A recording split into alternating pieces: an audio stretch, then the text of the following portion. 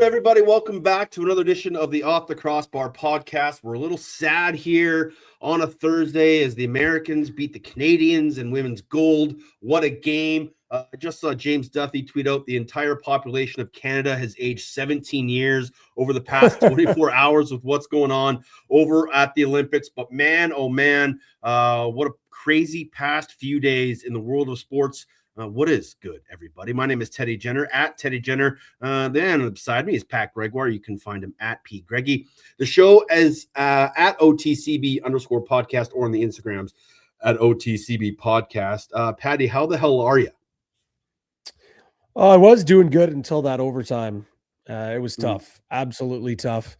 What an effort the ladies put on. Like, everyone had this team completely written off after what happened in the round robin. US was like a -400 favorite before the game. And they gave everything they could. I really think that first period they dominated, and for them not to come away with a goal after that, I was like, I don't feel great. Yeah. They had the lead for like, they were like playing perfect hockey for about like 57 minutes. And then just US got lucky. They scored. Of course, it's Hilary Knight scores, and then I'm thinking like Hilary Knight scores. Maybe this is MPP's moment. But unfortunately, I mean, you got to tip your cap to the Americans. I think overall they were the better team, but a valiant effort from Canada. And I don't want to say it's been a disappointing Olympics for Canada, but certainly I thought we'd be racking up a little more medals by this point, and I. We still got it. So we get a silver out of the women's hockey. Obviously, we got the semifinals on Friday morning with the men's hockey. Both men's and women's curling look like they've got things back on track after all the shenanigans with hog lines and touching granite and whatnot. So we still have a chance there with some other medals, but I've been thoroughly enjoying it, Teddy. It's making me more excited for 28 for LA.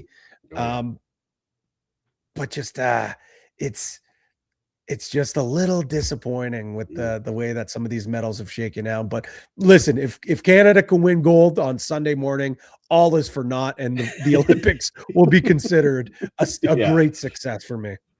LA 2028 is less than 2 years away. We're getting closer and closer to the return of lacrosse to the Olympics, so we'll keep everything along those lines for future broadcasts. But it has been a wild and woolly Olympics weekend. It was a wild weekend for you as well, and everybody in the National Lacrosse League. Let's quickly recap Week 12. Friday, Colorado remained perfect with Jack Hanna in their lineup as they win their franchise best 7th straight game. Then on Saturday, Dane Smith, with his new dad strength, scored his only goal of the game, and it was the game winner for the Bandits in Halifax. Westberg had a 9-point night, and the Seals are 4-0 on the road this year after a 13-7 win over Oshawa. Rob Hellyer scores the game winner for Ottawa with 3 minutes left to hand Rochester their 4th straight loss. Robert Church scores 44 seconds into overtime as the Rush remain atop the NLL standings. Calgary and Philly play a very entertaining and physical game, and the Roughnecks get their first win at home, and the Mammoth do it again with another win as they hand to Rock the 16-8 defeat. Then on Sunday, don't look now, but the Swarm are 3rd in the NLL after a 5-0 fourth quarter to take another win in Calgary, or in Alberta, over Calgary. Big storylines, takeaways. We know we obviously have a big one to talk about, but outside of your game, what kind of stood out for you? Well, my biggest takeaway is that, Teddy, you, my friend, might know ball, because I was looking back at our Dark Horse preseason awards, and for MVP, your two that you highlighted in our notes here were Andrew Q, who I think might be battling uphill with missing 4 games, but what a goddamn season this guy is having with Colorado. Freezing cold takes, old takes exposed, whatever you want to call it. That trade is aging like milk for Georgia, despite the season they're having. But the other one was Brett Dobson, and you had Brett Dobson circled as a potential goaltender of the year as well. And I'll say it, my big takeaway is that barring a historical collapse, Brett Dobson is not only goaltender of the year, he is MVP. It is not even close. I don't care if Ottawa finally makes the playoffs and Jeff Teat puts up 100 and outside of him breaking Dane Smith's scoring record and making the playoffs and maybe being like getting Ottawa into the top 4. This is Brett Dobson's award to lose. He is putting up historical numbers. He is putting on one of the greatest seasons, individual seasons we've seen from a goaltender. And it is remarkable to see what he has been able to form this Georgia team into. Yes, you got to give the flowers to the defense, what they're doing in front. Yes, you got to give flowers to this young offense with a couple of elder statesmen sprinkled in there, scoring just enough each and every night to get the job done. Of course, Ed Como and this coaching staff need flowers. But as we always say, Teddy, you build from the back end out. Defense wins championships is true, but in the NLL, it's elite goaltending that wins championships. I said it on Daily Dive this week that I didn't think Georgia is in that upper tier, the 1A group with Saskatchewan and Colorado and Vancouver. After stewing on it this week, I think they're there. I think they're there. I think this is a team that can win a championship. Yeah, we know ball sometimes. It's going to be the 20th anniversary of Steve Dietrich becoming the first goalie to win MVP. So how apropos would that be if he did it this year? Brett Dobson did it this year. You talk about Jeff Teat. Paul Tutka just put out an article on Teat's numbers, and he's on pace for a career low, even though he's still going to put up a ton.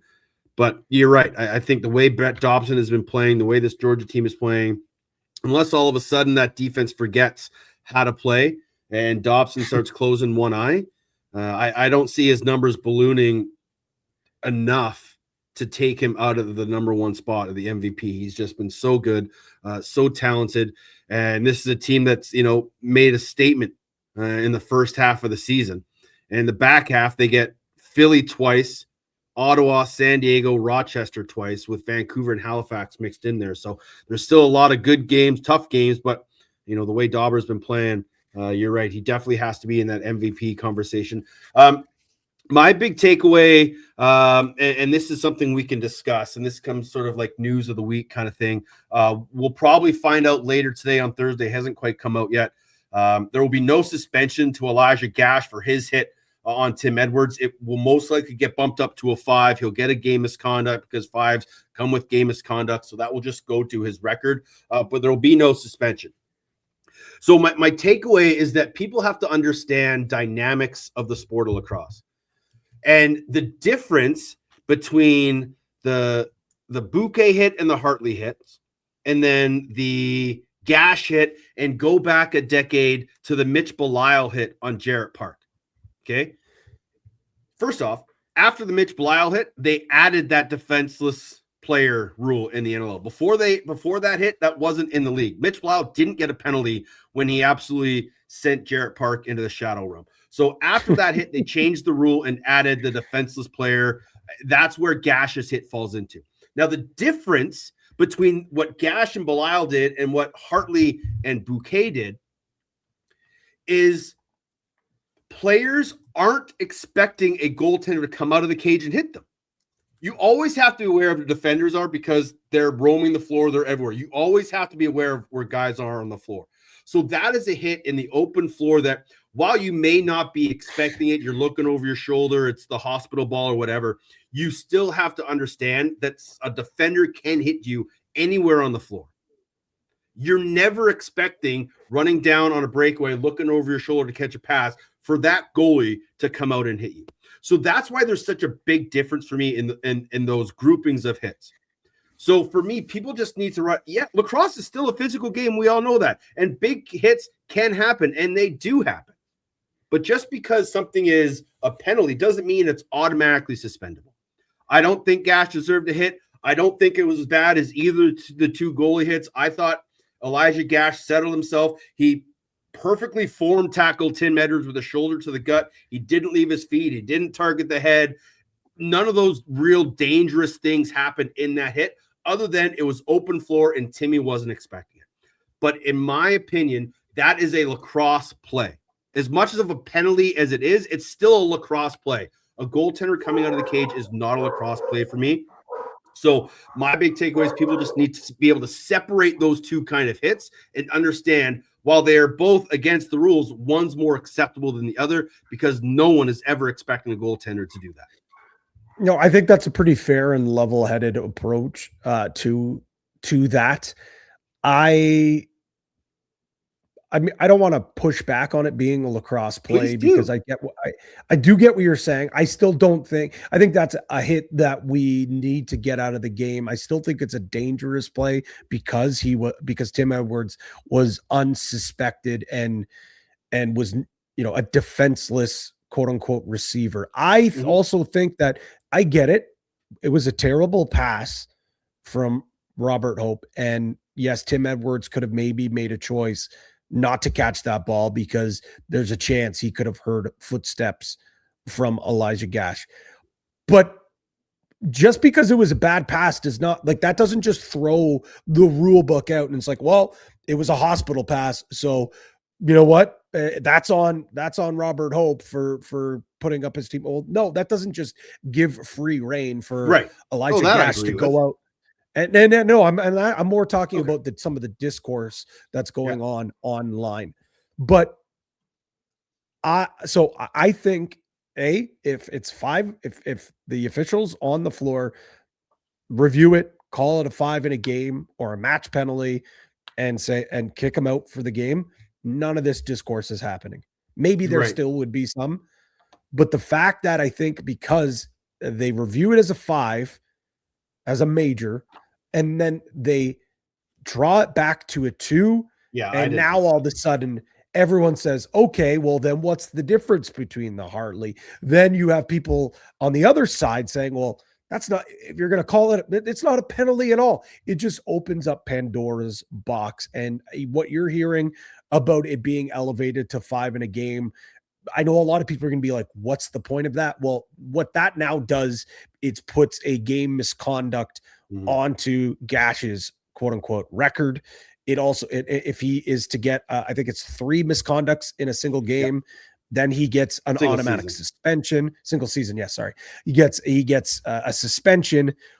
But my big thing here is what I'm most frustrated with is the fact that it was downgraded to a 2, because in my mind, it's either 5 in a game or nothing.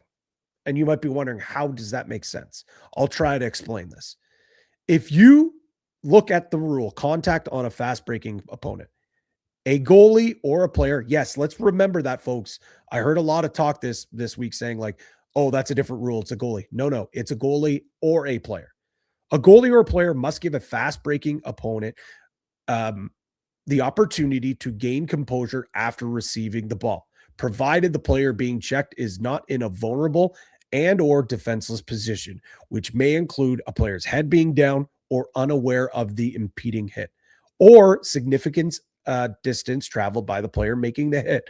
An appropriate penalty for legal body checking shall be assessed based on the severity of the legal contact. Okay, if that is the case, let's say the officials actually don't see that as him being defenseless, him not being in a vulnerable position, all those criteria don't miss. Well, you said it, Teddy. Gash, although he lights him up, he does let up a bit. He does not target the head. He does not he does not throw an elbow. None of that happens. So if that's the case, the force kind of becomes irrelevant. It's now just a big hit. It is not a penalty. But if you do deem all of those criteria or some of those criteria for it to be a violation of 70.4, well, the force was strong enough to then deem 5 in a game. That is my biggest qualm. And it is so much easier to give the player 5 in a game and deal with the consequences after. Knowing the shitstorm that just happened with all the Hartley things and how sensitive this exact rule was, it is a lot easier to give the 5, kick the player out of the game, have your due process, review it throughout the week, and in all likelihood, probably going to stay a 5. And you've done your job. Now you've opened up Pandora's box and things have completely changed. So that is my big qualm with it. I agree with you though. Situation, just because it's under the same rule does not mean all hits are created equally. And the other thing I will say too is, if you are though, like if you are against this type of hit, whether you think it's severe or not severe, whether you think one's worse than the other, that's totally fine and fair too. But you can't be for one hit and say that's clean, but on the same side say the other hit is dirty. It just doesn't work that way. Yeah. And then I think, I don't think the result changes, but the fact that, his hit got reduced to a 2 and then the Hiltz play happens where he hits, I think it was Chaster from behind into the boards head first, an incredibly dangerous play. And they got that one right by giving him a 5 in a game. So I was upset that the 2 calls weren't the same. I thought there was probably a lot of head scratching on both benches. But I felt that they got that one right. For sure. So, again, not all hits are created equal. Some are bigger than others. Some are worse than others, but still under the rule books, you have to follow the disciplinary actions. And I think if the gash hit does go back to a 5 in a game, that's the way it should have been called on the floor. So again, just my takeaway after what was a wild and woolly week 12 in the National Lacrosse League. Big scores, upsets, little bit of highs, little bit of lows, but we're getting closer and closer to the March Maze. Now every team has played 9 games, and we are in the official back half of the season. Let's see what all of our fans have to say as we take another dip into the OTCB mailbag. You've got mail. This one comes from me, Patty. Now that everyone has played half their games, is there a team that you can pen into the playoffs right now? And is there a team that you've already put a line through that's not going to make the playoffs? I can put a few teams into those categories. I would say the Saskatchewan Rush are already at 9. They're in. Even if they lose out the rest of the year, they're getting in with that 9-9 record with the tiebreakers that they have. And let's be honest, they're not losing every single game the rest of the year. They are in. Colorado Mammoth penciled them in 8-2. Don't have the schedule handy in front of me, but I don't really need to see it anyways. I think they're going to at least win 2 or 3 more games, if not more. They're going to be hosting a playoff game at the Loud House, so they're in. Georgia, they're in. They're absolutely in. They probably finish within that top 5, so I'm going to say they're in. Vancouver, they also are in. Those 4 teams are the only teams that I'm saying absolutely no-brainer. They are in. Don't even bother playing the rest of the year. Toronto, I'm close, but looking at their schedule, it's not a lock. They're at 5-4 right now. They play Colorado again, where they got their doors blown off of, like absolutely ran out of the gym. I could see them splitting though, but I could also see them losing this game. Then they play Buffalo. We all know how Toronto Buffalo plays out, maybe more in the playoffs, but it's been a struggle. Then they have to travel to Vancouver. Then they have to travel to Halifax, which isn't easy, but as Maki tells us a little bit later in our interview, Toronto's kind of had their number as of late. Then you play Saskatchewan. Then you round things up with Philly, San Diego, Ottawa, and Saskatchewan again. Not quite ready to say there's 5, 6, 7, 8, 3 to 4 wins guaranteed there. So those are the only teams that I'm saying are getting in. But Toronto is close with a couple of wins over the next couple of weeks. Sure. Teams that are out already, it's the teams in the basement. Philly, Calgary, Oshawa. I'm so glad we're done with this Oshawa. So you're telling me a chance. It's been going on week after week. And I know Jacob McDonald's done great stuff with the Anything Blacks TikTok saying he's going to get a tattoo. I know Michael Carvelis has been pushing that narrative. Everyone's been saying, oh, you're telling me there's a chance. There's no chance. It's done and over. It's been done for a couple weeks now. You're not running the table. And even if they did run the table, there's a chance they weren't getting in. Halifax is on life support. Mm-hmm. I will say if they lose this week to San Diego, you're close to putting a fork in them. It's going to be real tough for them to get in, but even if they lose this week, I'm still not counting them out, but like they're getting real close just because you have at Calgary, home to Vegas, home to Toronto, at Georgia, at Philly, Rochester at home, at Vancouver, and home to Ottawa. Not an easy schedule, but we're not looking at the Buffalo Bandits world beater of a schedule either. Is there any other differences from my list to your list, Teddy? No, not at all. The top four, Sask, Colorado, Georgia, Vancouver, I can see them in the bottom three. I can see them out. Now we're just battling, those middle seven teams. And there's some good matchups. There's some good home and homes. There's some good back-to-backs. There's going to be a tough road for those seven teams, and wins are going to be of utmost importance. I was just about to ask you something. Oh, yeah. If Oshawa continues this downward spiral and they do finish last, you know what the silver lining is? They don't have their first round pick. It's Ottawa. So you could have Teat with Spalina or Teat with Finn Thompson, Matt Collison, Silas Richmond. Just imagine you're Jeff Teat. You missed the playoffs for another year, but the good news is you and your team get the first overall pick. Like, that would be a massive blessing in disguise for the Ottawa Black Bears. Here's what I'll say then. Pat's jumping in the mailbag now for you, Teddy, because that kind of pivots to my question about Oshawa. I think it's very apparent. Everyone's talking about it. Like, Glenn Clark and that entire coaching staff has to be feeling the pressure at this point. How important now is it that the fact that you don't have a first round pick, that you finish this year off, you're not going to make the playoffs, but like battling, but how important is it at the deadline to try and recoup a first round pick, to try to ship out a guy like Kyle Rubin? Like, do you think that should be priority number one, is to make sure that you get something out of this? Because to me, it has to be, because if you don't make the playoffs, you don't have a first round pick, you're basically where you were last year. There's no growth. And the little cute run that you had to the final 2 years ago is all for naught now. They only have one pick in the second round. It's not even theirs. It's their, where is it here? Oshawa had a pick from Vegas, and it was part of the James Barkley deal in exchange for Justin Sykes. So, they've got to find a way to get into that first round. If you're not making the playoffs, if you're a team in a new market, it's not going your way, you still have some talent on that roster. I think you got to move some piece or pieces to find a way to get into that first round, especially the way we know how loaded this round is, or this draft is.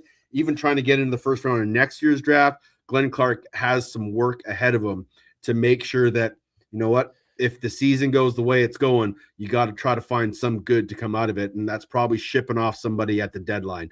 Rob Josie, our good friend out in Halifax, wants to know, what are your thoughts on a point system in the NLL standing? Should OT games carry more weight? We don't do points. So no. That's what he's saying. How do we give the OT more weight?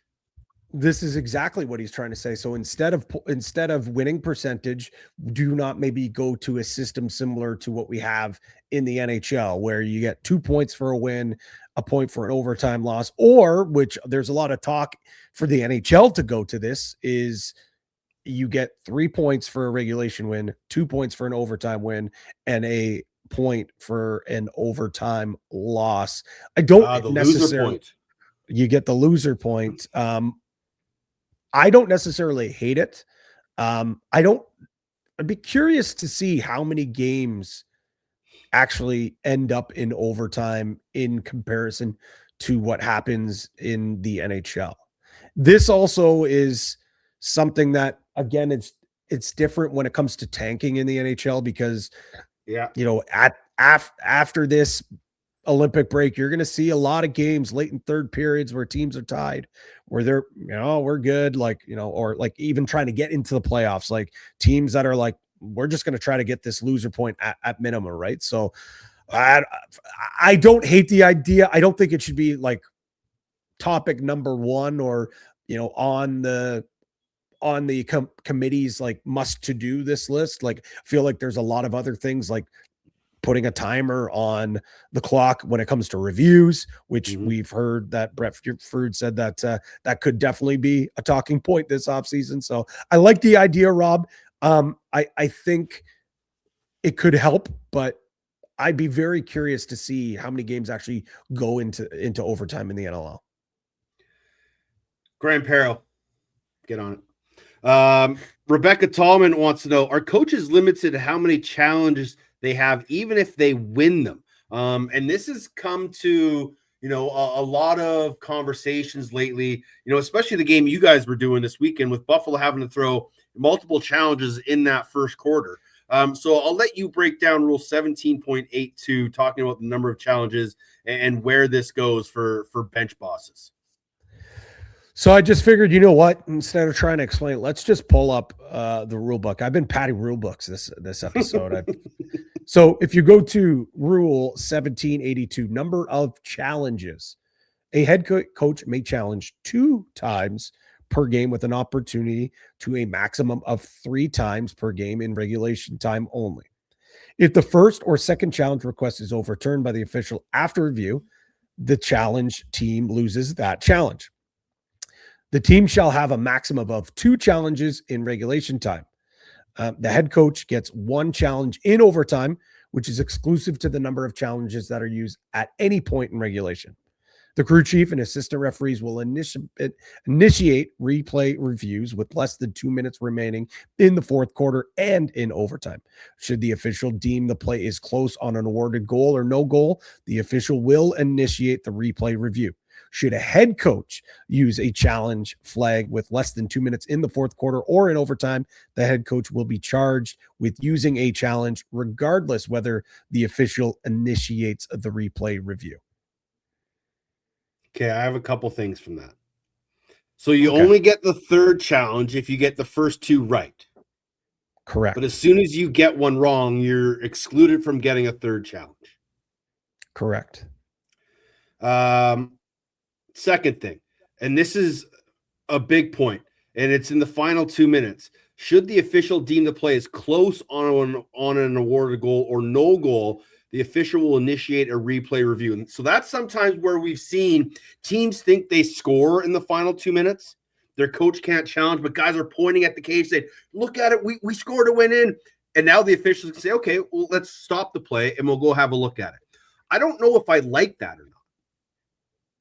Because now how many challenges can we have in the final 2 minutes? We could have a plethora of them because everybody thinks a shot was close to going in or it might have crossed the line. So that one's always a little iffy because it could just make that 2 minutes last like 10 minutes. And we know how long some of these reviews go. That could be an issue.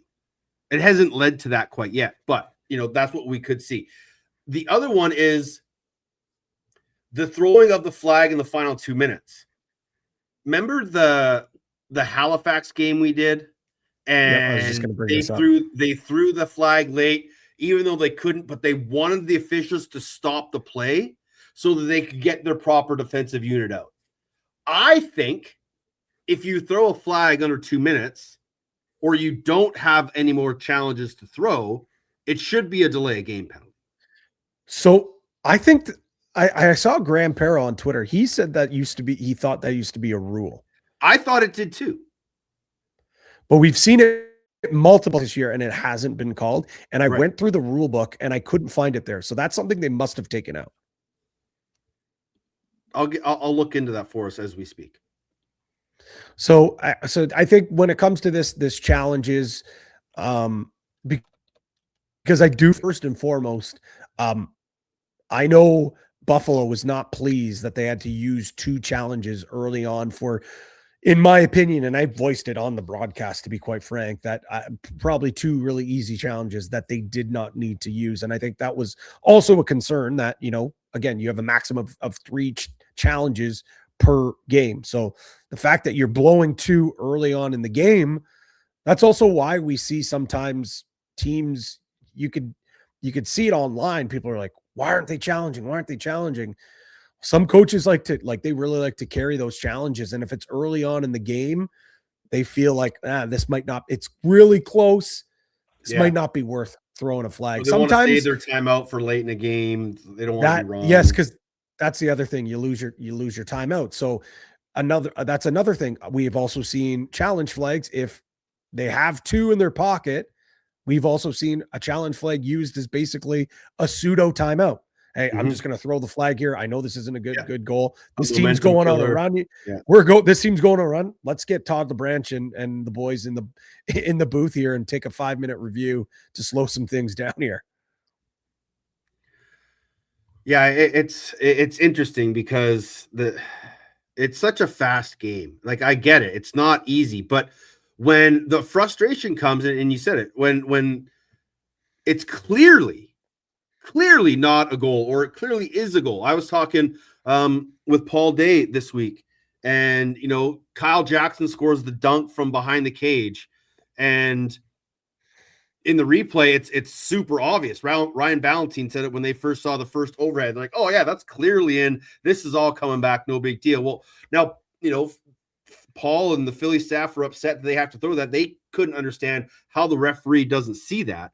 And now they're forced to throw a flag, where that's where the frustration comes in. Is sometimes it's like straight obvious. What game was it? Was it your game where the guy had like 2 feet were basically already in the crease before he shot it? And like, even when he came off the floor, it might have been Clark Peterson. Clark Peterson. Yeah, Clark Peterson. He's like, like he knew. Or like when guys come back to the bench, they take a look up at the Jumbotron and they see, it's obvious. Those are the ones that I think people get the most upset about, is the super blatant obvious ones that were like, how do you miss that? Like, how do you not see Clark Peterson's feet? I know you're trying to watch the goal line. You're trying to watch the crease. You're trying to watch if there's contact with the goalie. You're trying to keep track of the shot clock. How you don't see those feet in the crease or not see a ball cross the line when it's clear and obvious, those are the ones that frustrate people the most. What about if it's a rule where you and maybe instead of a maximum of 3, you get 2 challenges per game, or 2? What if it's you start with 2 challenges? If you get that challenge right, you don't lose the challenge. If you then get your next challenge, then you lose that challenge and you only have 1 left. And then after you've lost the second one, then it's done. What if it's that way? If you have to use 2 quick, every time you get a challenge right, you don't burn it. That way, in theory, there could be 5 challenges. I know that's less than ideal. But then, like, if you're Coach Tavares, you're not freaking out that, not even halftime and you've already burnt 2 of your timeouts on 2 very obvious plays. Sources coming in. Apparently there is a rule that if you throw it when you're out, it's a penalty anytime. And if they throw a flag in the final 2 minutes, the crew chief has discretion as to whether or not grant the review. And if they're throwing inside 2 minutes just to slow the game down, it's a penalty. So it's not only a penalty if the ref deems it that it is impeding on the game? Yeah, if he's trying to slow the game down, or if they're out of flags, out of challenges. Okay, so the out of challenge one, I was pretty sure that one was. I was more concerned about the automatic. If you throw it after 2, it's an automatic. So it's only the crew chief decides if it's a little bit of gamesmanship. Correct. They can be like, you're not challenging that on purpose. I'm giving you a delay game. But if they think, okay, this could be a legitimate challenge, then they then they will say, you know what, we'll look at it. Which again, that's still a gray area, right? Like now it's the refs, the coaches are saying final 2 minutes, you didn't do your job right, I'm gonna throw a flag. Well, the whole point is to not have challenges in the final 2 minutes unless the referees feel it necessary. So I'm just going to pull up the actual rule here. 17.89. Unsportsmanlike. Should a flag be thrown under 2 minutes in the fourth quarter or in overtime with an attempt to disrupt and stop play in the referee's discretion, a minor penalty for unsportsmanlike conduct will be assessed. The in-home will serve, blah, blah, blah, blah, blah. Should a flag be thrown at any time during the game in an attempt to hit an official in the referee's discretion, a minor penalty? The league may say blah, blah, blah, blah, blah, blah, blah, blah, blah. Okay, yeah. So, yeah, if the official deems that you are just throwing it to slow the game down, then it is a unsportsmanlike delay a game penalty called by the official crew chief. So, okay. That was flag talk for next week on Flag Talk. Should they change the colors and should play keep going on while the flag is on the floor? Moving along the mailbag. But I do actually want to say that when you said that about getting hit with the flag, JT nuked one across the floor, and he almost, I don't know if he quite clipped him, but he almost hit one of the officials running down the floor. Definitely not on purpose, but just when you said that reminded me that one of the officials, I can't remember who it was, if it was I think it was Joel Furman, was chugging along the floor, and he just launched this flag on the far side, like where the logos are basically. Yeah, that's how far he threw that one there. Pretty impressive. It was a quarterback and a cornerback back in his football days. So people forget that. Quick one here. First Line Sports, that's Eddie Tabone, right? That's his. Yes. Okay. That's his company. Yeah, he was asking about the broadcast spot in Halifax, the perch. You got, just so everybody knows, that's only where pregame and halftime and postgame are done from. Every other part of the game, calling the game, is actually up in the rafters, behind some air ducts, over a beam, underneath a milk crate. But yeah, they call it at center floor. Its broadcast isn't in the corner there in the nest. And then finally, before we get to Maki, our guest of the week, what do you got, Patty? I was just going to say funny story. When I did see this, it kind of reminded me. So back in I guess it would have been the fall of 2019, that 2020 season, Pete, Dalladay, and myself are getting ready to call our first game, and we go up. Our producer is there. That was actually back when the local games had on-site producers, not those Remy games. But we go up, and our producer's like, okay, here's your mic flags. This is what you're going to do for on air. And we're like, oh, okay, sweet. Where are we calling the games from? And they're like, well, they want you to call it from here. And I was like, what? And Pete's like, seriously? And they're like, well, that's what they want to do. I tried to tell them that you guys weren't going to be happy with this, but like they're saying like they can't set up anything up at the top where that perch is right now. And I'm like, Pete, it's up to you. You're the play-by-play guy. I think this would be incredibly difficult to do. Yeah. And our producer, shout out Dennis, he goes, you know what? You're right. Okay, I'll go handle this. Goes down, talks to the truck crew. They're all right, no worries. They're setting you guys up there, and the rest is history. But it could have been us calling games from that corner spot if Pete didn't pipe up and say, no, I can't do this. Well, people may not know this, but in Halifax, the radio broadcast booth is on bench side above the benches from generally a normal broadcast location in one of those small rinks. It's a great spot. But for some reason, we don't do TV games from there. It's because the access is crossed. So the cameras are on the other side. Yes. The radio booth is on the other side. So when we'd be calling it, left folks to at right, home, it would be right to left. Left to right. And it just would, it would break everyone's brains. So that's unfortunately. Pete and I called the purple and orange game back in 21 on an online stream from that side, and we're like, this is great. There's a bathroom back here. They got water jugs here. It was amazing. But we'll stick to our no frills, super high up dungeon that we call it from. It's got some character. Last one again before we get to Maki Jenner, our guest this week. Brad Taz wants to ask about the youth movement in the NLL, and he said he's interested to hear us dive into the trend of teams having success going super young and athletic on back ends. Vancouver, basically the only high-end D this year with a veteran core, even though half of them are future Hall of Famers. But Sask only has Messenger Hossack over 30. Georgia only has J-Mac and Manley. Colorado, Hope, Gillis, Edwards, who are over that 30 mark. Are we just seeing a ton of great young defenders coming into the league at this time, or is this something that's going to turn into standard for building rosters moving forward? And I think, we'll get into that with Maki in a little bit, but it absolutely has to be the way of the future. Teams understand how good these next few drafts are. They've seen the last few drafts and how teams have built through the draft. Getting younger is imperative at this point in time in the National Lacrosse League, especially if you're a bottom 5 team in the NLL. You have to try to find draft capital. You have to say, hey, you know what? We've appreciated your services here for X amount of time. You still have a long career left. Unfortunately, if we're going to have a long career and a long future in this organization, we've got to move on from you. So I think that's what we're starting to see. Look at Toronto. Jamie Dawick was the master of bringing in, UFAs, older guys, trying to chase championships, trying to chase talent. In one draft, he completely changed the future of his team.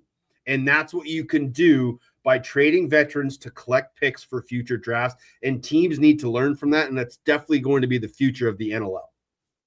Yeah, I think it's a little bit of both, Brad. I think yes, we're seeing such great elite talents be able to jump into the league right away out the back door, but it's also a bit of strategy. Look what Georgia was able to do with 2 draft class with that defense.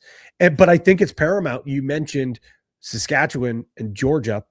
You still need 2 to 3 veteran pieces there. You still need those. It's imperative, or it could get ugly. Sure, you're look at Calgary. Calgary's young. Calgary's fast, but outside of Salama, they're young, and when it's good, it's good. When it's bad, it's ugly.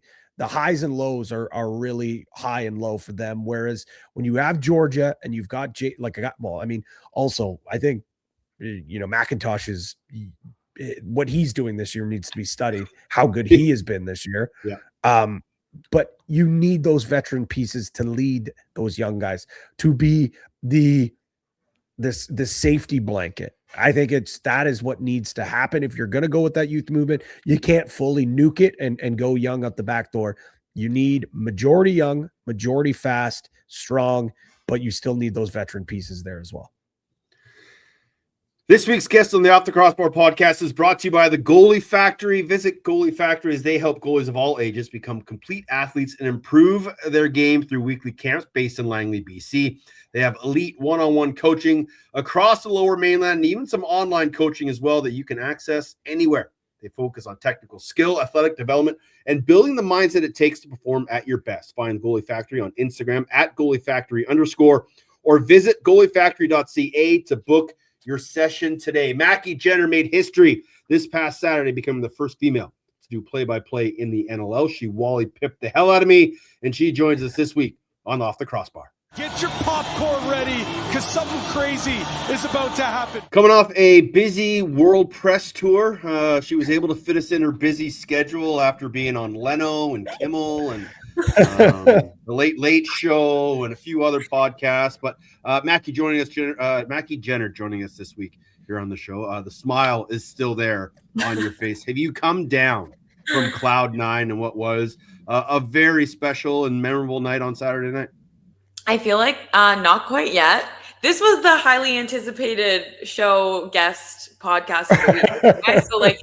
So bear with me. I know there was a lot, but this was up and up. So no, but yeah, it was crazy. A great weekend. And I'm excited that, some cool things have come out of it.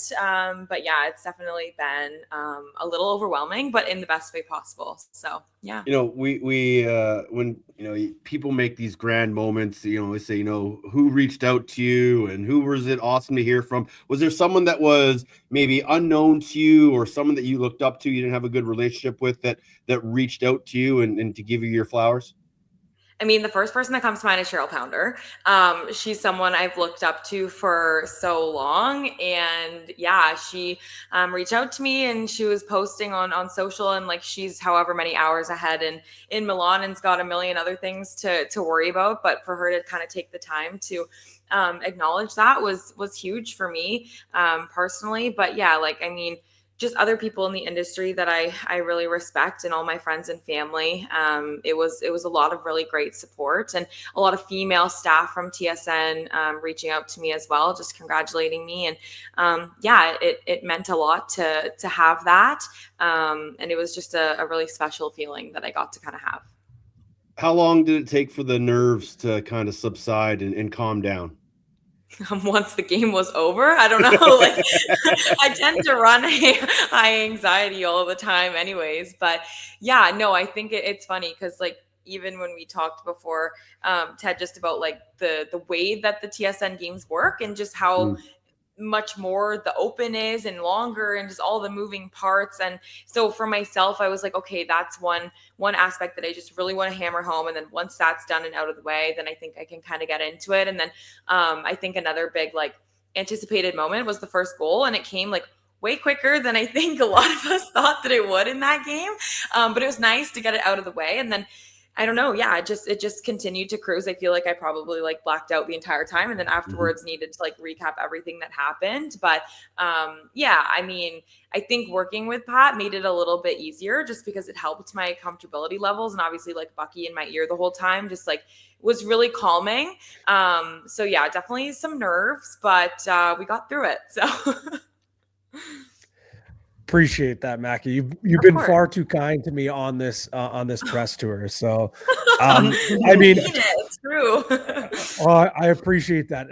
And I'm going to take some time here to pump your tires. I will say this: you made my job quite easy. Anytime, Teddy, know this: when you go into a booth with someone that you have worked with before, in the same chairs, it can be difficult. You step on toes from time to time. It's hard to get into a flow. And I know you and I have worked on a magnitude of different broadcasts, but never called the game together. And for you to be able to come in right away and make things so easy, like that is a showing of a great broadcaster, a great play-by-play person, because it felt like we had done that, 9, 10, 11, 50 times before. So it was an absolute treat working with you. And I know you mentioned the prep and everything that you did, before the week, leading up to it and the game. But now that it's all said and done, you've hit the 3 trifecta. You've done play-by-play, you've done color, you've done sideline. Teddy, before I get into the question, there's not too many people in the NLL that can say they've done all 3. I think Jake Elliott is maybe one. Has Jake done sideline? He did sideline in Saskatchewan, so I think it's that's right. That's right. Yeah, I think it's you and I think it's you and Brad. Jake Maybe Brad. Maybe okay. Brad. You, Brad, Jake. I mean, that's pretty good company to say the least. You've done all 3 now, though, and I know it's probably tough to say. What one do you enjoy the most? I know it's like picking your favorite sibling. Don't worry, that's not the follow-up question I'm going to ask you after. Which one have you? The answer, because they showed Sylviane's stats on the broadcast. I know. So embarrassed. Well, she said they were on the bus going home from their game, and like a bunch of the girls had it on their phones, and I guess some of their streams were like ahead, and so she was like, "Oh, you could hear CJ going, oh man, like of course they did this," and Sylvie's like, "What happened?" Like, "Oh, they showed our score of the game," but I'm like, "Sylvie, you highlighted your 2 goals. Okay, there was a bright spot." But anyways, to get to your question, I've been asked this a few times, and honestly, it's a really hard one to answer because I think that they're all so different and they all bring out something different, like from myself, but you get to add different things to it. Like in reporting, I love the storytelling. And I think that like as a fan, when I watch other games, like I love to know more about the players and often like behind the scenes. So I love that part of it. And then, being an analyst, it's nice for me because I feel like I get to add, my flair onto it and my opinions and what I'm seeing on the floor, which is, different. And it's really the only time that you get to do that. And then for play-by-play, like you set the tone and you get to bring the energy and everyone else kind of feeds off of what you're doing. So I think, play-by-play was kind of the most like exhilarating, just in the sense that, I got to really follow like with my voice what was going on in the game. But yeah, they've all three been great in their own right. But I think that like so far has been a really cool experience. And it was just fun to kind of like be right there with the action. Listen, I know this wasn't like sorry, one of these days you'll just do all three at once. Just all three. This wasn't just like an overnight decision by TSN. This has been in the works for a long time. You've known for a long time. Maybe take us back to 1A when you found out, and B, what have you done to prepare? Because it's not like you've had all this time leading up to this. It's not like, hey, this season you're going to be doing this. But I do know behind the scenes you were doing a lot of work getting ready for this big moment. Yeah, it's kind of funny to go back to like when I first found out. And I think it was more like in an accidental way than like how they maybe originally planned to tell me. So we were talking, and Pat, like you were like kind of part of this behind the scenes where we were talking about different assignments for the year and like what was going on and if the schedules come out for the TSN and all that. And I was like, oh, well, like I haven't heard anything. And like Pat mentioned that Ashley was coming to Halifax. So I was like, oh my God, like, did I do something wrong? Like, what did I do? Like, I thought I was like lost my spot doing sideline. And so I was kind of freaking out. So I reached out to Bucky and I was like, hey, just wondering what's going on with the season. How are things? And he was like, okay, like you're definitely starting to find out that something's going on. So I'll tell you what it is. And so he called me and said, like, Arden at TSN and I had lots of conversations, and we just really feel like you deserve to have this. We know that you'll do a great job. And so, at first it was just the February 14th game, which I just did, but I get to do one in March as well. And so those two games and yeah, it was crazy. Like I wasn't expecting it. And, I feel like after the game I did with you, Ted, for color last year, everyone was kind of joking like, oh, you've only got, one more to do. And I thought it was kind of it, but lo and behold, that actually came to fruition and I got to do it, which was really cool. But yeah, so that was kind of how that all came to be. And just with prep, like it's funny because at the beginning when I found out Halifax Buffalo, I was like, oh yeah, like two heavyweight champs. You got like 3-time defending champs. And then, Halifax had their best season to date last year. Like, come on, this is great. And then, entering week 12, we're like, oh, 3-5, both need to win, or who knows what's going to happen next. Obviously ended up being a great game. But, I think one thing is I'll always try to follow as many of the teams and what's going on as I can, just in general as a fan of the game. But, just paying a little bit more attention to Buffalo and how their season's going and what different storylines are and stat lines are for the team. And obviously, Ted, you've been a huge help with all of your incredible, paperwork sides of things and sheets and notes and spotters and everything that you use in game, just to kind of figure that out. But yeah, I mean, it's nice that I have the added benefit of working for Halifax because I'm around them constantly. Mm-hmm. And so I kind of am already accustomed to things that are going on here.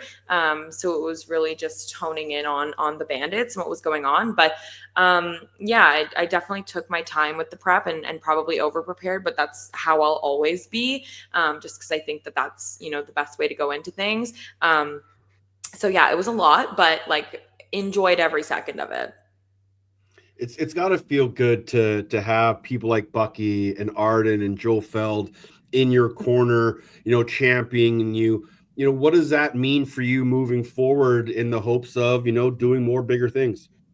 Yeah, it's huge. I mean, Joel and I had a phone call conversation yesterday, actually, and he just said, like we really want to start building up the next kind of generation of youthful talent within the league. And, you're one of those people. And it's crazy to think that I got there. And, just like in talking to people in general, they're like, wow, this must be a dream come true and all this. And I'm like, yes, but at the same time, I didn't even realize that this could be a dream that I could fulfill because I didn't know that it was an option, especially growing up. Like you're not used to seeing these things and hearing these women on broadcasts. And obviously in the last few years, you've started to see a huge influx of that. But, you know, for me now to be able to have opened those doors, and for young women to like be able to watch and hear me talk and see me on their TV and realize, oh yeah, now, you know, these are dreams and you can make them a reality, is huge. And then to have these huge supporters behind me is everything. And it means a lot that they entrust me with those opportunities. And so, you know, I always just want to make sure that I do the best job that I can to hopefully keep those opportunities coming, but also just to set, you know, the precedent that anyone can do this. A couple carryovers from our mailbag this week. Some questions coming in from our fans. Shandell Oliver, who I worked with at the U19 or U20 Worlds in Jeju, she wants to know, what's the next big goal for you in your career? Now you've broken through the NLL, you've kind of cracked down your own barriers. Is there something else on your radar that you would like to get into and conquer next? Yeah, it's hard. Like I love lacrosse, obviously, like it truly has been everything to me, but I'd love to like prove to people that I can be more than just a lacrosse broadcaster and I can break into other things. And I've kind of started to do that more slowly, having the opportunity to under 17 Worlds as their rinkside reporter earlier this year, which was huge for me. But yeah, like I think it's really just honing in on some other sports and being able to, you know, show people that I am an avid sports person, not just lacrosse. So that's kind of the big thing. And, you know, as we kind of look into years to come in Canada, I mean, we get to host the World Juniors in a few years. And then obviously, you know, the Olympics are on the radar for, you know, field lacrosse, which would be huge as well. So there are definitely things, you know, down the pipeline that I kind of just have my eyes on and would love to, you know, work to get there. And so it's just all these little things that can help, you know, accumulate to that, would be huge. So yeah, I'm always try to be goal oriented. Spencer Conley from the Nighthawks Network asks, and I love this one here, what was your welcome to the league moment? Although I'm sure you were taken back when you saw the POV cam coming out of break and you calling that. Your welcome to the league moment was long before that. When did you really feel like, oh crap, I've made it, I'm here? Yeah, I think there's two, because I think that one is in like, I feel like I live two lives sometimes because, you know, besides the broadcasting, like I'm still the communications manager for the team and have like a lot of those responsibilities. And so I think the one of just like maybe the realization that I'm like a full grown adult and have to do work and I'm going to mess up and I have to continue to do that is, I remember like first game week in Halifax, and Pat, you were here for this. And leading up to the game, like John Big Cat Catalano, my boss, was like, credentials. We need to make sure that the credentials are the proper thickness. They need to not break because I guess in years past, they've like been really bad quality, like whatever. So he's like, you need to make sure that they're great. Like they need to be top-notch quality, great printing, like whatever. So I like felt like I was doing renos in my apartment, going to like paint stores, getting different like paint samples and trying different like thickness of credentials and going and testing all these things in different print houses in Halifax. And finally I found one, I showed him and he was like, yep, this is perfect. I was like, okay, victory. And again, like not great with numbers, clearly nor dimensions. When I ordered them, they came to the arena and I wasn't there yet. And I got a text message and Charlie was like, these are great if you want to have an iPad hanging from your neck. And he sent a picture of Pat with one. And it literally was like life size. And I think Pat, I gave him one and I was like, look, you can have this as a poster in your room, but it's not going to work for a credential or like everyone will know who you are, which is great.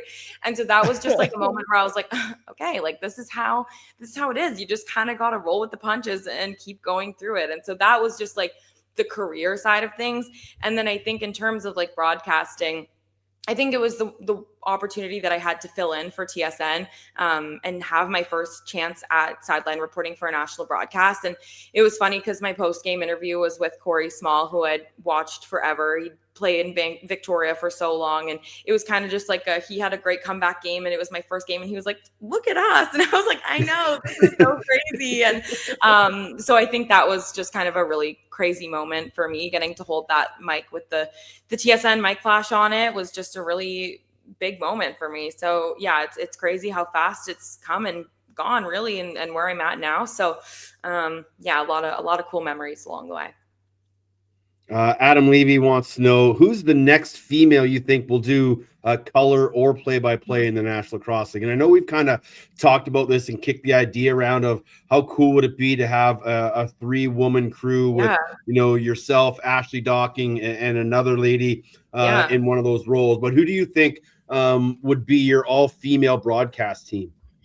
I mean, Ashley's done a ton of play-by-play in other sports, so she certainly could handle that. And then, I'd love to hop in and be an analyst. And then I think there's so many strong reporters. Like Chantel does a great job in Vancouver. I think Haley Elwood does a really good job in San Diego. Like she's top quality, which is huge. And so that would be a great dream team. But I think I watch a lot of highlights of college field lacrosse in the States. And there's a few recent post grads from some big D1 women's lacrosse schools that are starting to get in the booth for their, Kylie O'Miller started doing some play-by-play in color for field. And I mean, she has done some box, and obviously she's I think they got married with Rylan Reese. So, she's obviously accustomed to what's going on. I think it would be really cool to see her jump into that space as well. So she's someone that I think would be really great to kind of, enter the box commentary. And then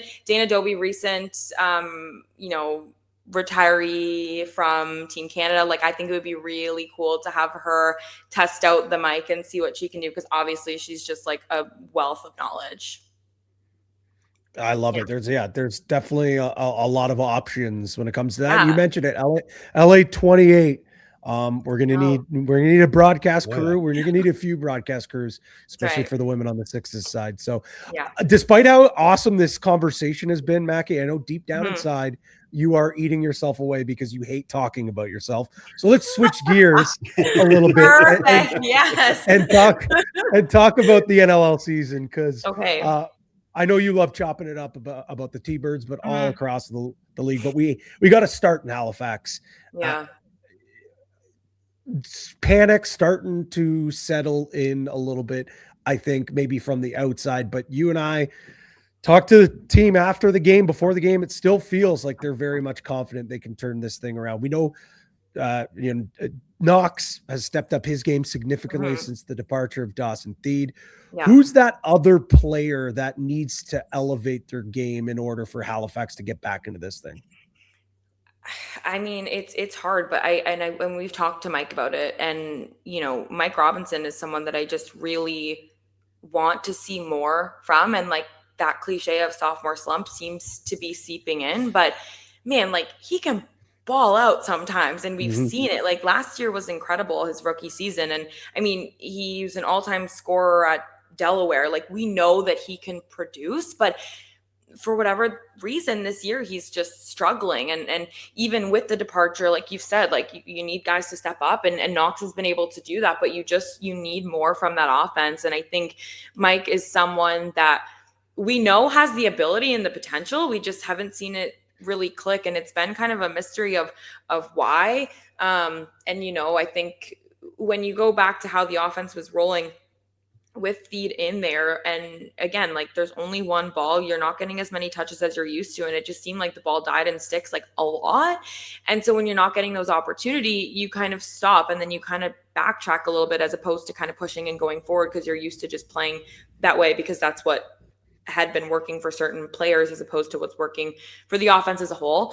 And so he's just someone that I know he's got it. It's just waiting for that time to just creep in and step it up a bit. 3 goals in however 9 games for Ryan Tarafinko. This is a guy that was lighting the NL on fire transition wise last year. You talk about offensive guys that need to step up. I think, if this team's going to get going, they need a lot more energy out of that back end. And I think that's one area that's been lacking, is those, we call them juice goals, energy goals, momentum goals, big play goals. That usually comes from your D guys. And I just haven't seen that from Halifax this year. Is there a reason for that? Or is it just, guys are being put in tough positions defensively and they're not able to get up the floor? Yeah, it's interesting. And it's kind of like, it's two ways, because you're right. Like when they were on that 5-game run last year, Tarasenko was averaging like 5 points a game. Like it was sickening. Yeah. It was insane. And you haven't seen that. And it's funny because when you watch the game, you see some momentum building, like as if that's going to transpire and happen. And then it just slows down. And you kind of wonder, and I know that even sometimes there were conversations last year with coaches and players towards the end of the season that maybe he was doing a little bit too much and they needed him to put the reins on a little bit more and slow it down. And you start to wonder if maybe that got to him a little bit. And it's funny because, our 5-on-5 offense hasn't been great. And so maybe you want to take away from that and create those opportunities on transition and fast breaks with guys like Terry, starting to contribute. But it looks like there's hesitation when you watch a little bit. And it's not just from him. Like Withers usually has at least 2-3 goals by this point in the season. And I don't think he's scored at all. Like Hossack, kind of same thing. We're missing Trevor Smith a little bit. I feel like that's not talked about enough, but he's also someone that's good for a few in transition. And it just seemed like Armstrong, same thing. Like it does seem like they're electing to slow down, which is interesting because we talk so much about how we struggle reverse transition, but also going the other way, and how sometimes the defenders need to get off quicker to get the offense on to create some of those fast breaks. But it just seems like hesitant. Like, yeah. It feels like it's a bit of a chicken or the egg type of thing because last year, you're right. Like the lifeblood of this team when they go on runs was starting from the back end. And you are right. We've heard the conversations. We've heard the offense say like, we got to slow things down. We need to get in our groove. And when your offense is struggling, like last year, the offense could turn it on for 20 minutes, put up 14, and it was good.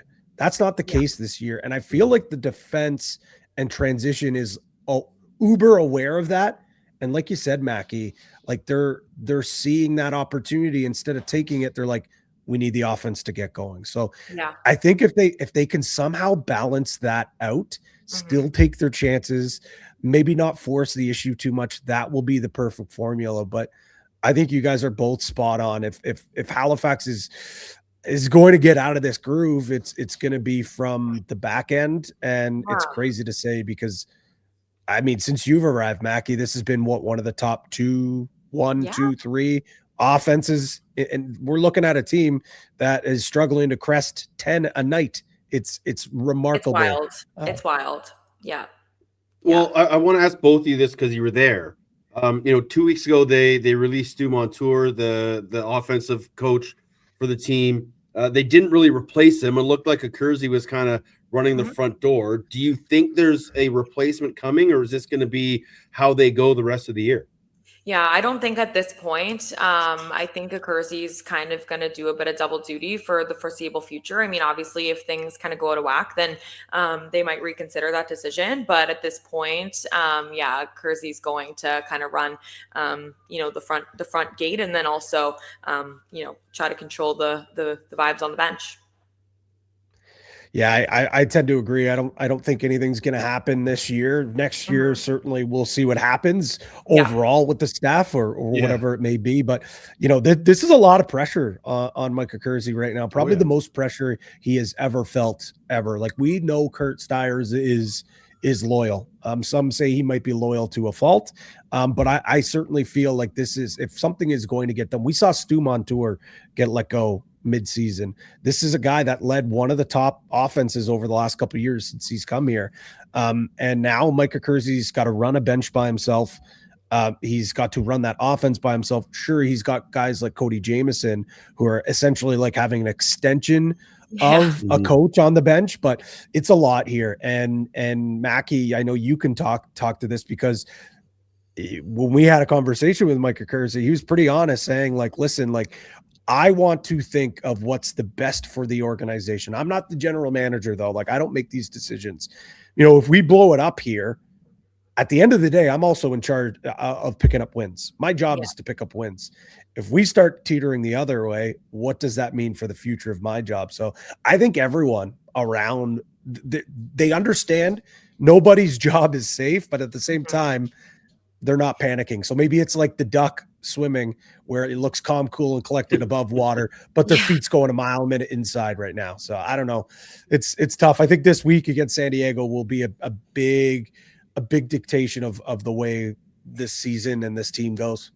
Yeah. And it's just interesting, like to kind of zoom out for a second and look at the way the league's going. And it's not completely flipping itself on its head, but to an extent in the sense that teams that have kind of built through the draft over the last few years or have elected to kind of trust the process, like the Saskatchewans, like the Colorados, like the Georgias, and bring in some assets that are younger. Yes, they've still got some, core veteran guys on their teams, but they've decided it's okay to work with what they've got until they can build something. And now these teams are going to be sustainable for years to come because they've, trusted that process. And I feel like Halifax is kind of getting to that point because we have so many older veterans on the team that we don't know how much longer they're going to be playing for. And then you have some younger guys. I mean, we can't forget Alex Marnier. Alex Marnier is joining the team next year. And then you've got, however many first round picks over the next 3 drafts. Like, you're in this spot where you have the chance to build for the future, but you also kind of feel the pressure of winning because, like Pat said, we haven't had a losing record since being in Halifax. And so, everyone at this point understands what's at stake. And, it gets hard. And we've got such a loyal fan base that, you want to put wins on the table for the team success, but the team success can also help dictate who comes in and out of the building. And so you want to make sure that you're putting, the best product on the floor to have that, in turn in our attendance numbers, which hasn't struggled right now. But, again, like we just had a 3-game homestand and couldn't come away with a win. So it's really important to steal some on the road here before coming back in March. And it's wild. Like I really, from the start of the season, didn't see this direction happening. It's mind boggling. You mentioned like the age thing. It's pretty crazy, like how quickly though you're able to flip the switch if you have those draft picks. Look at Georgia, for example, how quick and how young they got within one draft class. You look at Saskatchewan, what they've done over the last couple of years. They have veterans, but they've been able to get young pretty quickly. That's the decision Halifax is going to make. And Halifax isn't the only team kind of in this situation right now. We talked about Buffalo during our game. They're looking to get back in. Las Vegas, maybe not the expectations that those two teams had, but still some pretty high expectations coming the year. All 3 of those teams currently on the outside looking in. Is there a world where you could see 2 of the 3 or maybe 3 of those teams sneaking in? If so, of the teams that are in the playoffs right now, who could you see popping up? Saskatchewan, Colorado, Georgia, Vancouver, Toronto, San Diego, Ottawa, and Rochester.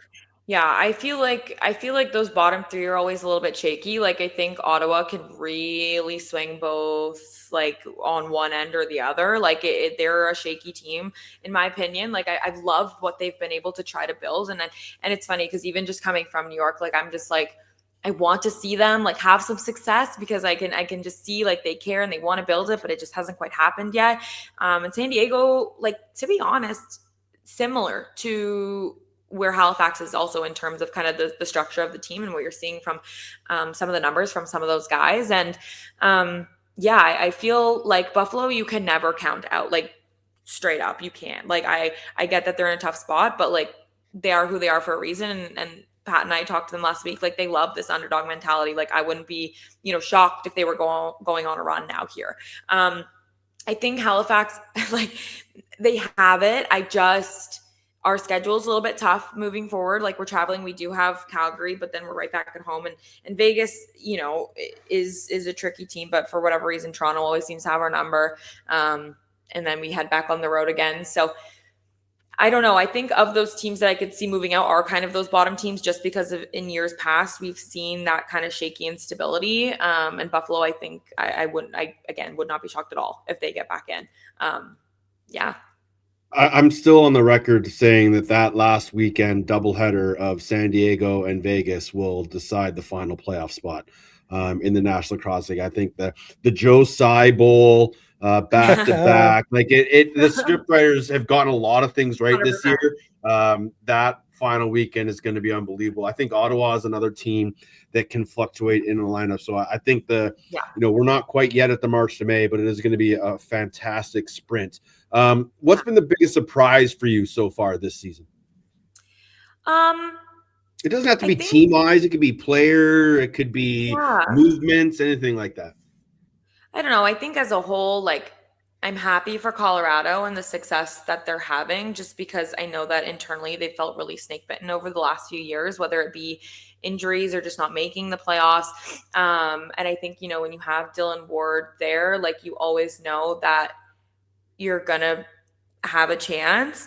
But it's been cool. And then I think also, again, like, maybe not super surprising, but like the three-headed monster that is the Rookies of Toronto, like, I've just been so impressed with them this year. And I think like Sam English probably gets the least amount of love out of the three of them, but he's my sneaky favorite of them. I just think he plays with such grit, and like he really can go on either side of the ball, and has the athleticism and the IQ and the knowledge to just play big man lacrosse. And I've really loved that. Like, this year's rookie class has been really, really good. And I think everyone expected that, but the defenses too, like, I feel like we never give enough love to the back end. And like Georgia, they've got so many young guys back there that are just absolutely electric. And it's been really fun to watch that too. So I don't know, I seem to be on the trend of like loving kind of just like this youth movement that we're starting to see. And maybe it's just because I'm like internally a little bit hoping that Halifax can start to kind of drift that direction. But that just always seems to be the way that I like it played, like just fast lacrosse. You are also a part of the youth movement in our league. I will take this moment to give you some final flowers. You mentioned the ability to do the opens and the halftime segments.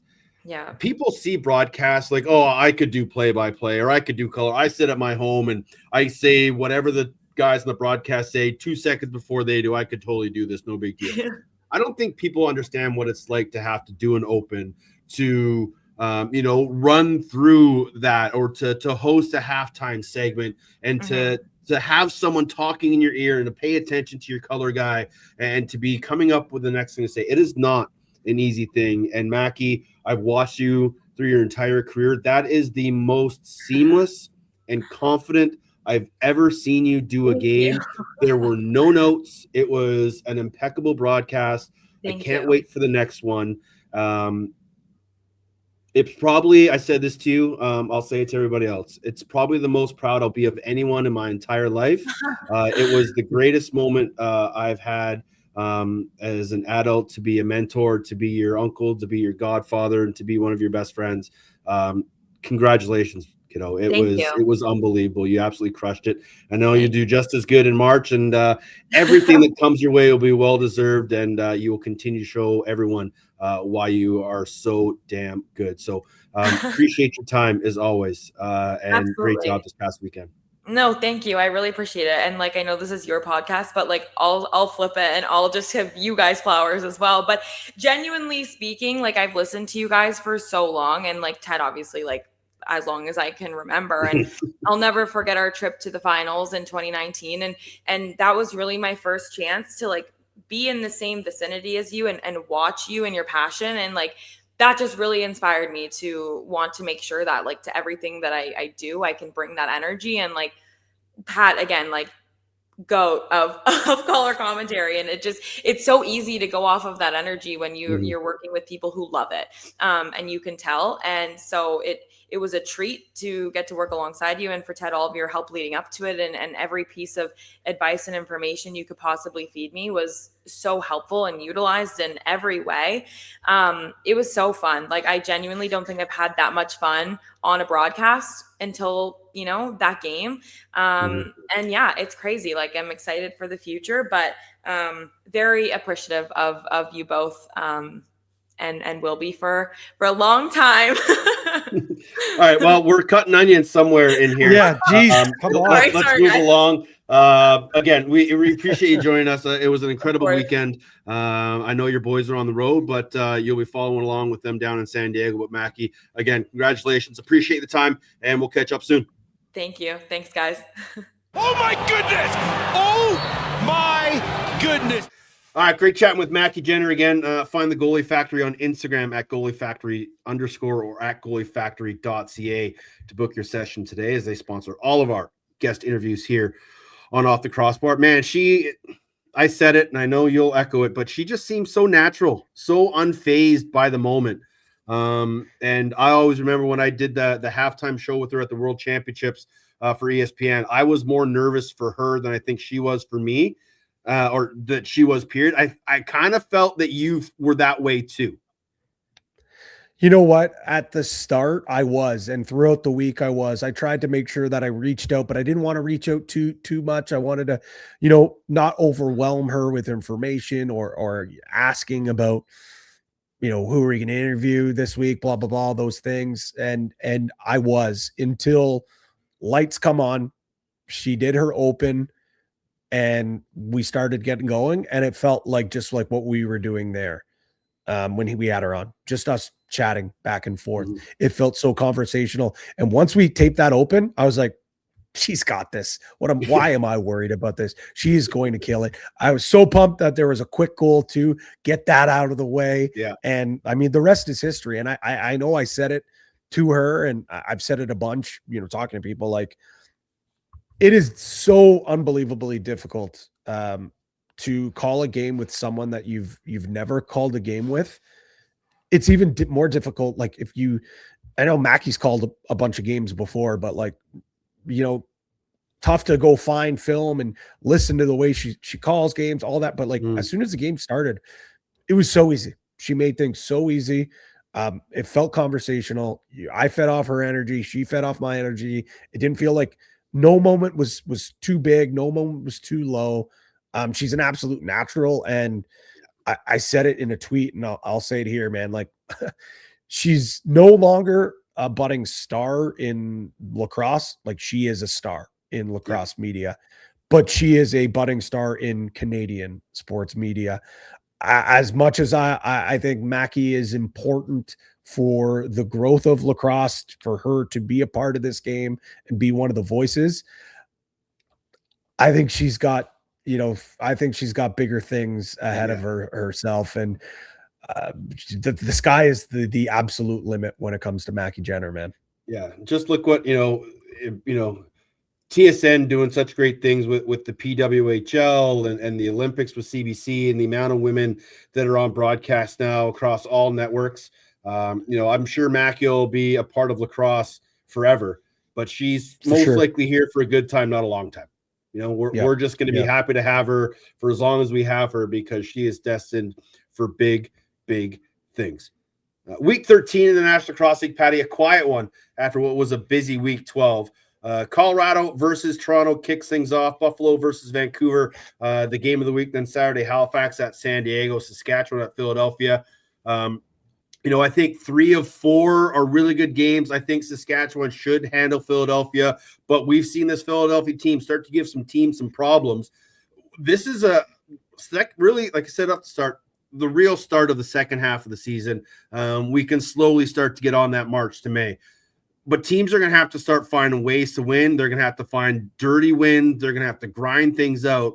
It's the best time of year for the game of lacrosse. So let's start with Colorado at Toronto. They just played each other in Colorado this past weekend. I don't know if we'll see any bad blood carry over. We could. But Toronto's playing this sort of physical edge. They're trying to do all the things they can. But this Colorado team, man, if they ever find a way to get Eli McLaughlin back in the lineup, this team is going to be very, very scary. They're already scary. They are already, I think you could put them in the conversation for most well-rounded teams, which is difficult to say just with what we've seen from Saskatchewan.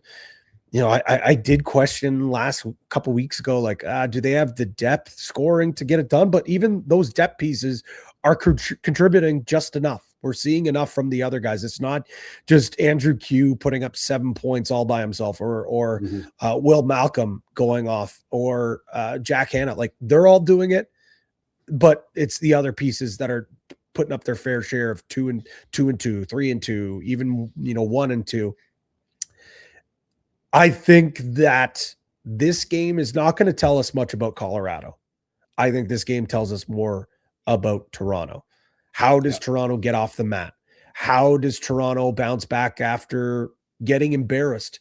Probably their worst showing yet. Probably a game that maybe they were due for a get punched in the mouth type of game. I think, and I'll put my hand up, and this is not a knock against their current goaltending, but maybe we were a bit too quick to be like, oh, if Nick Rose comes back, I think you got to still ride Troy Halichuk. Listen, Troy Halichuk has the opportunity to be a fantastic goaltender in this league and a starter. He did not look good the other night against Colorado. Colorado picked them apart. But if I know anything about Troy Halichuk, he's a battler. He battles. He's going to be battling big time back here. And he now knows, oh, shoot, this net is not promised. If Nick Rose comes back, I don't know if I'm going to be able to. So he's got to do everything in his power to make it a difficult decision for Matt Sawyer and this coaching staff to keep him in the net when Nick Rose comes back. And we don't have an update on Rosie, but last I talked to him a couple weeks ago, he was hoping to be back sooner than later. So we will obviously keep our eyes close to the injury report if he comes back this weekend or not. But, the way Dylan Ward's playing and this deep, I'd like seeing Connor Knock being a little more of a presence out there. He was kind of, getting his feet wet the early part of the season. I can see him starting to get back to playing the way that he plays. Jordan Gillis is phenomenal two-way guy. What a great story. Jordan Gillis is a 6th-round pick and, now one of the longest tenured members of that mammoth organization. Just does the little things. Timmy Edwards is getting relief with Matt Pilato taking draws. This, you mentioned, there are complete teams in the NLL. This is one of the most complete teams, and they're still missing, one of their best forwards, and the other best forward they have, Ryan Lee and Eli McLaughlin. So should be a fun game. But I like your point, Patty. This is a much more show me game for Toronto than it is for Colorado. How do you bounce back? How do you regain some momentum for your team that, is starting to make a push for the playoffs? So should be a fun one in Toronto, out in Hamilton, for that first game on Friday. The second game, my game here in downtown Vancouver with Brad Challoner and Chantal Chan, TSN game of the week. Buffalo at Vancouver, a rematch of last year's semifinals. You have a team in Buffalo that's trying to heat up. You have a team in Vancouver that wants to calm them right down and keep them down in the bottom of the playoffs. I'm excited for this game. I think it's got a whole lot of great storylines, a ton of future Hall of Famers in it, and it should be a wild one. You talked to them this week with Buffalo. Last week, leading up to the game, certainly no panic by any stretch of the imagination, but there was a sense of urgency, especially with Steve Dietrich just saying they had to be better. But then talking to them after the game, there was a sense of relief, but it still wasn't like, we're back, baby. Like they still were like, nope, we still have a really, really tough road ahead.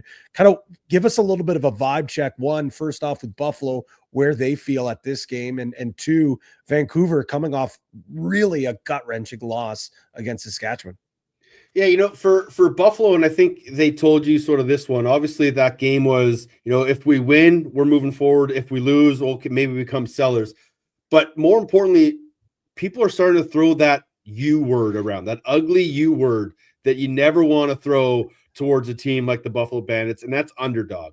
If you want to start calling this team an underdog, I feel sorry for you because they will prove you wrong very quickly. This is still a team that has Dane, has Josh, has Nick Weiss, has Steve Priolo, and Matt Vince, who is the GOAT of GOATs in our sport. He will give you a chance to win every game, and I think this Buffalo team understands that. And I'm sure they told you and they've told everybody, the loss of Kluche and Fraser, nobody really expected that to be as big of a emotional and psychological loss as it has been.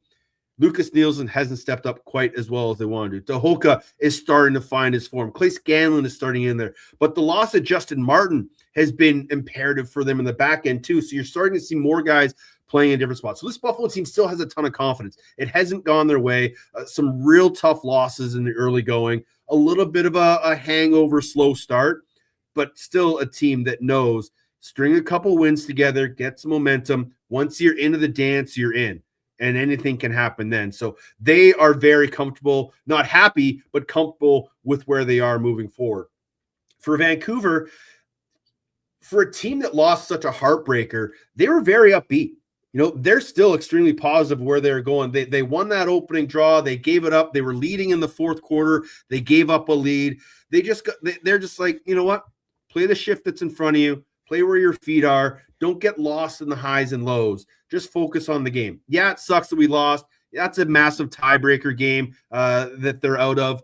But this is still a team that has a ton of confidence. And, it's funny because if you weren't looking at stats, and I said to you, who's Vancouver's MVP right now? And people are like, oh, it's probably a Dixon or a King or a Delbs. Everybody, to a man that we talked to, just raved how well Keegan Ball is playing this year for this team. There was all this speculation that, King and Dixon are going to come in and they're going to take over and this offense is going to struggle. And they did struggle. The first few weeks, they weren't gelling, and it took some time for this group. We did the Axe, Facts, Relax at the beginning of the year on TSN after the first couple weeks. And both of us were like, relax. This team is going to figure it out. There's no need to panic. There's too good. There's too much familiarity. It took some time to find that familiarity. But now they're ready. They're playing some incredible lacrosse. But the way Keegan Ball is going right now has to be their MVP and has to be in the MVP conversation, even though we said it's Brett Dobson to lose. Keegan Ball has been phenomenal. They would love to see Keegan Ball shoot a little more. He's still being a little too unselfish for Kurt Malosky's liking. And we saw that in that Saskatchewan game. We saw that in the Rochester game. He still has that ability to go out and take a game over.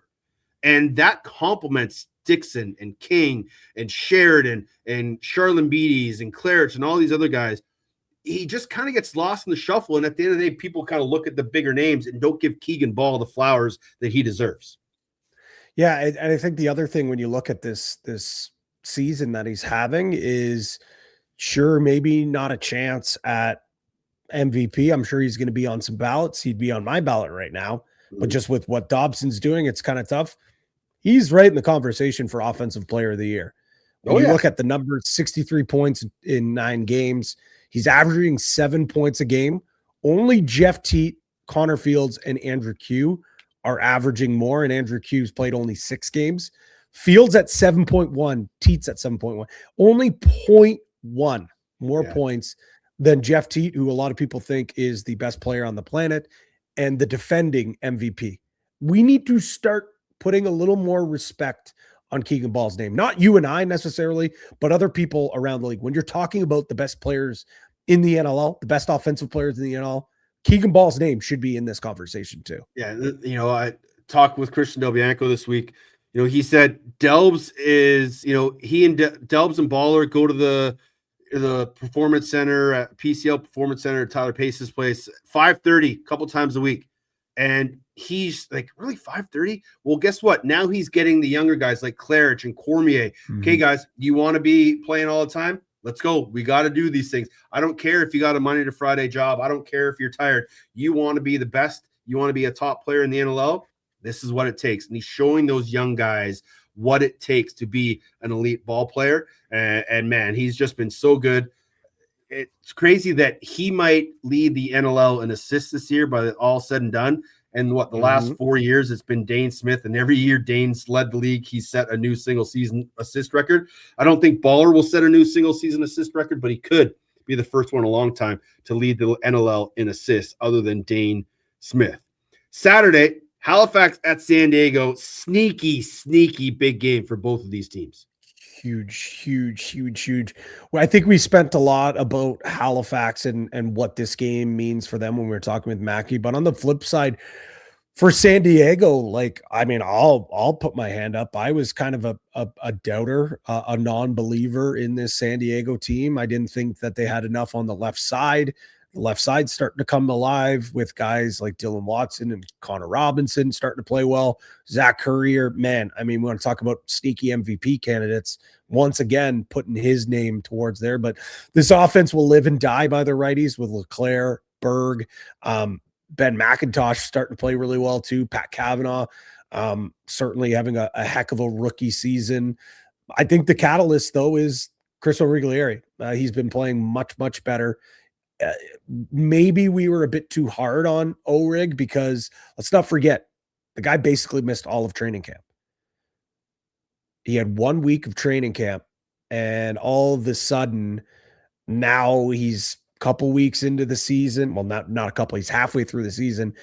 Now maybe he's found his footing. So again, I'm not quite ready, Teddy, to say that this team is real and is legit, but the next few weeks with Halifax at home, Colorado on the road, Vancouver at home, Vancouver team that you beat on the road, Saskatchewan on the road, Buffalo, Toronto on the road, Georgia on the road, and then the Joe Tsai Bowl to wrap things up you keep talking about. It's a prove it point. The rest of the stretch, there's no breathing room now for San Diego. You got to show up.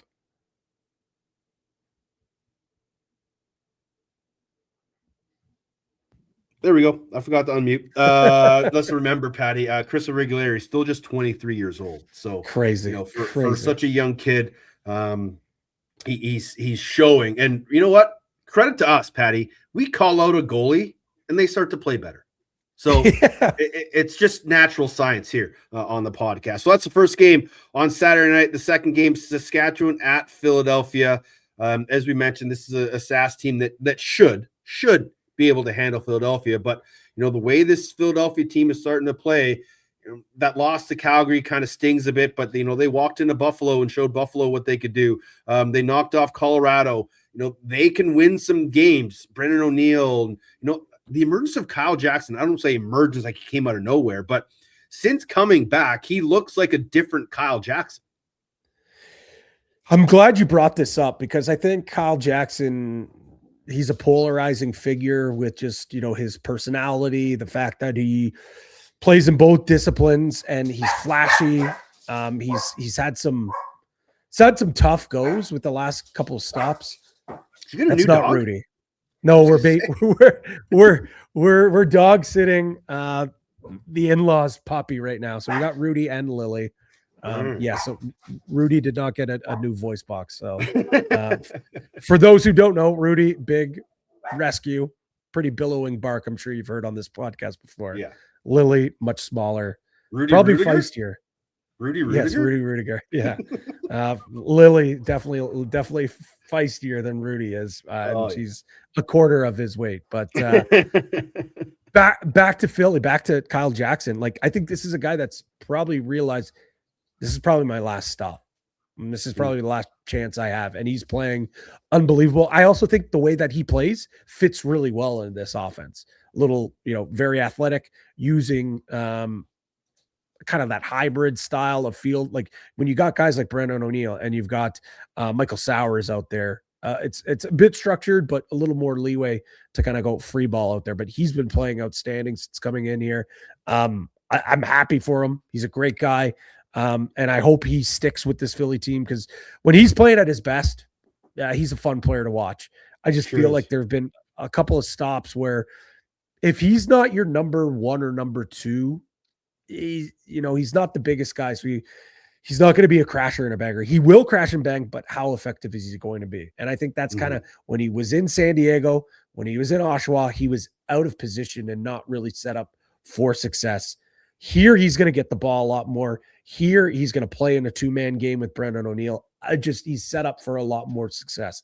With that being said, I still think Philly's behind the eight ball here. Yeah. I still think that this is a team that's just building for the future. But on the flip side, when you look at Saskatchewan, I think you said this was a Saturday game. I think this is a Sunday game. Okay, sure. That makes more sense. It is Sunday.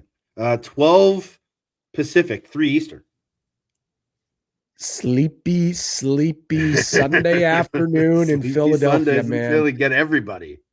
I'm not saying this is, is Saskatchewan's a minus, I think, 190 favorite at Coolbet right now for good reason. But we've seen teams literally sleepwalk into that building and Philly's walked away with a victory. You know that Jimmy Quinlan and Derek Keenan are not allowing this game to be a trap game, but it has all the makings of a trap game. 9-1 team coming off a overtime victory, a emotional win against a rival. I'm not saying hit the upset alert, but I'm also saying if an upset happens this week, I didn't tell you that was not possible. Officially minus 227, according to the Polar Bears currently for the Saskatchewan. So let's let that roll into another check-in with the Polar Bears here on Box Bets. Time now for Box Bets, your source for all the lines, odds, and props from across the world of lacrosse. Brought to you by CoolBet.com. Stay cool, bet responsibly. Hey, we're having a good day, lads. And we're still in the mix, baby. All right, Patty, let's get into this because we got to start getting people on the winning track here. Yes, we do. And that's why I took it into my own hands. The odds aren't up just yet. But by the time this podcast is in your eardrums, it will be up at CoolBet. We're doing two.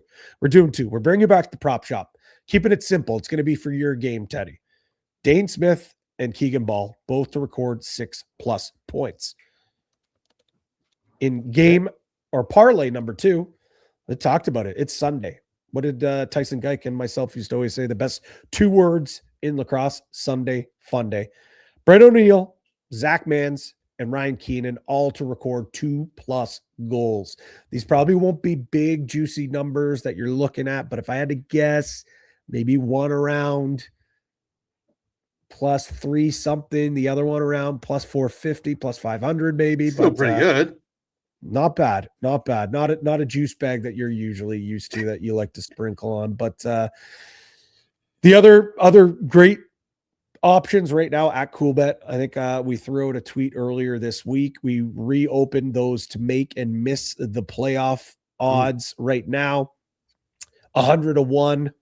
Minus 100,000, or is it 10,000? I can't see. I can't read. 10,000. Not 100. Yeah, Colorado minus 10,000. Colorado's minus 10,000, minus 5,000 for Georgia to make. Vancouver minus 5,000. Ottawa minus 250, which was kind of surprising to see. Rochester minus 200. San Diego minus 167. Buffalo minus 143. Toronto minus 133. That's really good value, I think. Yeah. Vegas plus 107. Halifax plus 125. Oshawa 18 to 1. Calgary 22 to 1. And then Philly 25 to 1. You could also bet on the other side as well to miss the playoffs. Just ones that are jumping out there, kind of those even ones. Rochester plus 142. San Diego plus 120. Buffalo plus 108. Toronto minus 104. And if you want to see an epic collapse of Colorado or Saskatchewan, what is that? Plus 1,000 or 16 to 1 for Saskatchewan to miss the playoffs. If you want to sprinkle it, sure. I'm sure the Polar Bears. If you want to give some free money to the Polar Bears. But yeah, that ain't happening. That's generally something I would do. You can also, we were talking about bet the playoffs. Winners of the National Lacrosse League odds are out: Saskatchewan plus 325, Vancouver plus 425, Buffalo plus 500 still, Colorado plus 550, Georgia plus 750, and then you get into the plus 1,000 range with Rochester, Toronto, San Diego, and on down. So again, head over to CoolBet.com. Tons of stuff going on over there. Any big news coming from the Polar Bears? Well, you still have an opportunity to get in on the profit boost for the Olympics men's hockey. Of course, when you're listening to this, you won't have an opportunity for the semifinals, but for the gold medal game, you'll get a profit boost for that. Also, keep your eyes peeled coming up. We're going to have some other cool promotions down the pipeline, but anytime you're at CoolBet, hit that promotions tab. You'll see the little gift. Take a look there, take a spin. But we've got something cool coming up for the World Baseball Classic, which is in March. An opportunity to win a trip to Toronto to watch the Blue Jays at Rogers Center. So a little bit of a tease there. But yeah, that will take place during the World Baseball Classic. Wonderful. Head over to CoolBet.com. Play along if it's your first time when you register. Down below, there'll be a spot for a promo tab. Type in OTCB, and the Polar Bears will match your first deposit up to $200 to give you a few extra spending bucks. Again, you can find our parlays. The OTCB parlay will be the Lacrosse Classified parlays are up there. Tons with the Olympics, basketball, golf, you name it. Don't forget the casinos there. Poker room is there as well. So plenty of fun to be had over on coolbet.com. And as I always say, stay cool. Bet responsibly. All right, Patty, anything else you want to get off your chest before we say goodbye?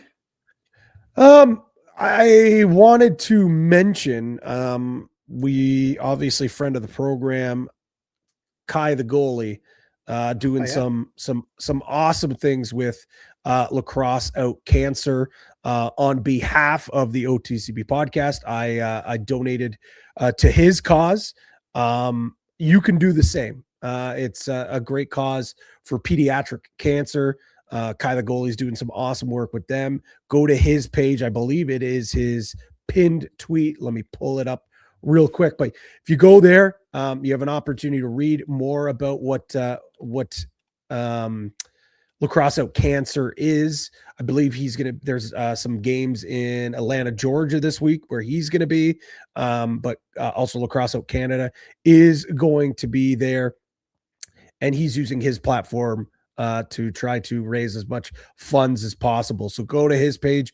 Right now, his goal is 3,500 USD. He's up to 608. So I ask if you can donate, please donate to his page, whatever, anything helps.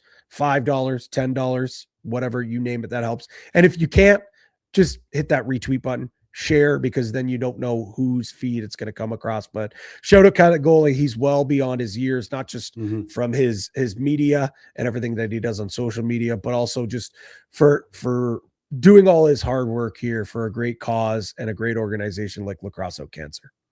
You can find him on social media at Kai the goalie, KY the goalie. Shout out to Maki Jenner once again for joining us on the show this week. She's still got a few more stops on the press tour, I'm sure, but happy that she was able to fit us in. You can find him at P. Greggy. I am at Teddy Jenner, the show at OTCB_podcast, or on Instagram at OTCB Podcast. 4 games this week, Friday, Saturday, and some Sunday fun day. If you go to a game, take a friend. If you take a friend, take 2 and buy them a beer. Hot dogs, friends, lacrosse, beers. The perfect trifecta to add to your weekend. Until we speak again, stay safe and be excellent to each other.